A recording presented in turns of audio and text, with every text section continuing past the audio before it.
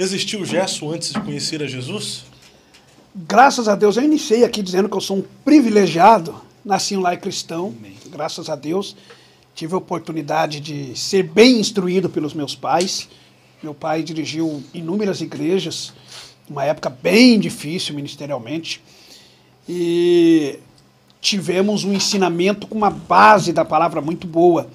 Claro que quando surge a juventude na nossa vida, e aqueles desejos de conhecer outras coisas, outros lugares, e na verdade eu nunca fiquei desviado da igreja, mas eu comecei a trabalhar em uma empresa que eu viajava o Brasil inteiro, o Mano deve lembrar, e eu fui me afastando temporariamente da igreja. E todas as vezes, pastor Fábio, que eu ia fazer alguma coisa errada, a Bíblia é fantástica, eu sempre digo que eu amo a Bíblia, porque o Antigo Testamento, Provérbios fala, ensina o menino no caminho que deve andar, que quando crescer não vai desviar dele. Sempre que eu ia fazer algo errado, mesmo longe do meu pai, da minha mãe, da minha família, era como se aparecesse um filme na minha frente, o meu pai dizendo, você não faça isso, você não faça aquilo, porque vai desagradar a Deus. E eu sempre me retraía. Os meus amigos falavam, eu não entendo, eu tinha um apelido de baixinho na empresa, e os camaradas iam pra balada, sabe? E a gente alojado. E eles falavam, hoje nós vamos lá pro prostíbulo, vamos. Eu não vou. Rapaz, mas por que você não vai? Nós vamos pagar para você. E eu dizia, isto é contra os meus princípios. Então o Espírito Santo não deixava a gente fazer errado. Então eu me considero um privilegiado por não existir um Gerson antes do Evangelho. Todavia, eu me lembro que um dia eu levantei a minha mão aceitando Jesus, confessando Jesus como meu Salvador, ainda muito criança. Nós fazíamos cultinho em casa, o Wesley deve lembrar. Nós fomos sempre uma família de cultos em casa. Pra você ter uma ideia, as nossas mesas de refeições, meu pai obrigava-nos, antes da refeição, ler um versículo.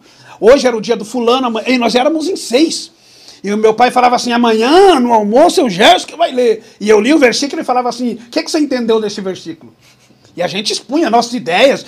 E eu sempre fico pensando, meu pai era tão inteligente na Bíblia, pastor Fábio. Eu sempre fui fã do meu pai.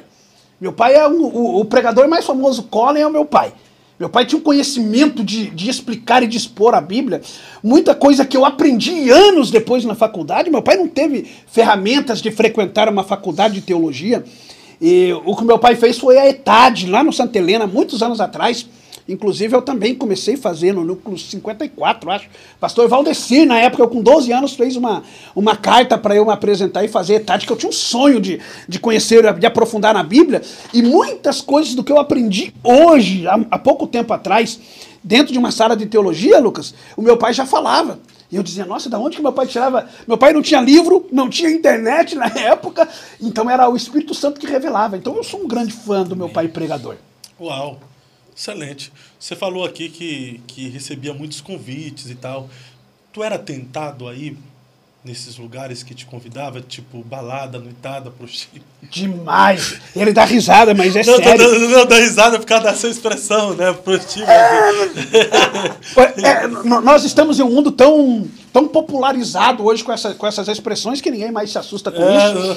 A verdade é que só homens, né? Só homens e, obviamente, casados, homens que traíam as suas companheiras. E engraçado que tinha até um camarada que traía e falava para a esposa, olha como o mundo é doido.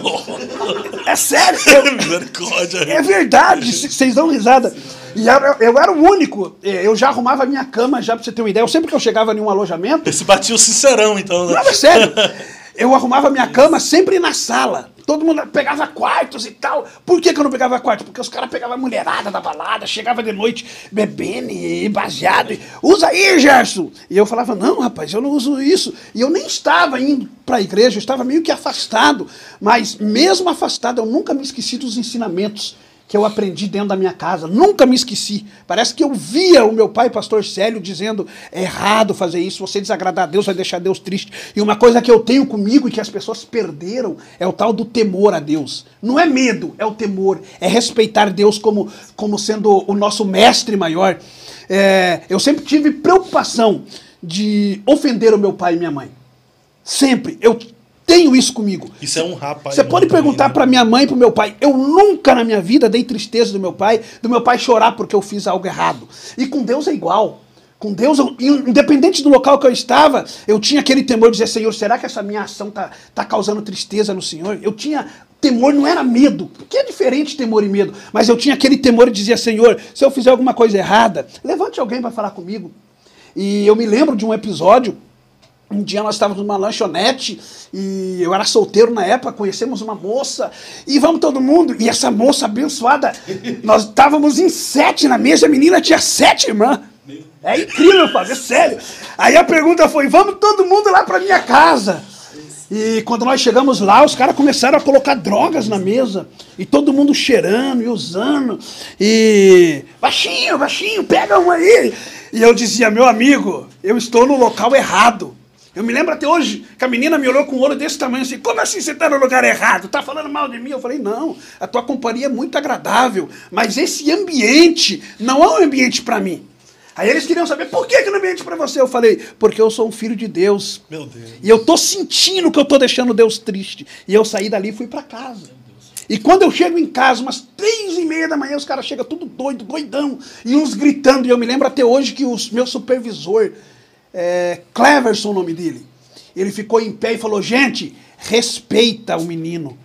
Porque se o menino não está fazendo o que nós estamos fazendo, é porque há alguma coisa nele dizendo que ele está errado. E nós estamos errados. E eu tive ali a oportunidade de levantar e dizer, gente, esse caminho que vocês estão seguindo é um caminho de morte, de destruição para a alma de vocês. Então eles sempre me respeitavam. Por mais que eu estava afastado temporariamente da presença do Senhor, eu sempre tive a instrução do Espírito Santo dizendo, não faça, não faça. Então eu me alegro por isso. Isso é lindo. Eu já falei aqui nessa mesa, em outros convidados. Eu acho muito lindo quando alguém dá um testemunho dizendo, eu fui, eu fiz, eu pratiquei, eu errei, eu era vida louca, eu era da pá virada, eu era pipa voada, né? Tem até o cara que canta, né? Eu era pipa voada, fui amparado pela graça.